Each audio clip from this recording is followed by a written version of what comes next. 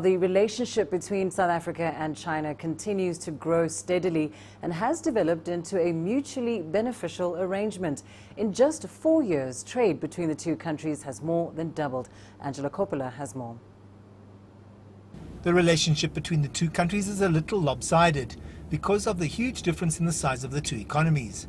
But it's moved to the next level when China adopted a different approach to its involvement in Africa. South Africa was one of the places where China really started diversifying their engagement with Africa beyond issues around resource extraction. So the big investment in South African banking that already dates back quite a long while was a first sign that South Africa is going to be a place where China spreads the kinds of business that it does in Africa beyond simple resource business.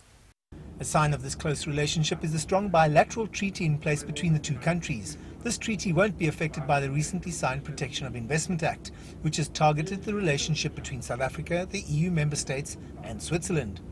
I don't think China will be very impressed by this act and the regulations, but actually, because the bilateral investment treaty with China is still in effect, it's not going to affect Chinese investments in South Africa. What South Africa did was, in my view, rather inconsistent and we might say hypocritical.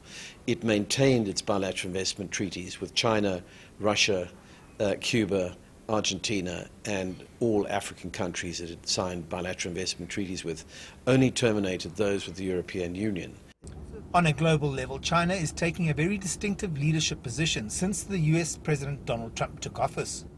And the interesting thing here is that China has really been, in the last couple of years, particularly since the Trump presidency, at the forefront of effective investment protection for Chinese investments around the world. So China's really very much led the field on effective investment protection, on recourse to international arbitration, on protecting investments against unfair and inequitable treatment, and has really encouraged developing countries to sign bilateral investment treaties. China is definitely positioning itself as a champion of globalization.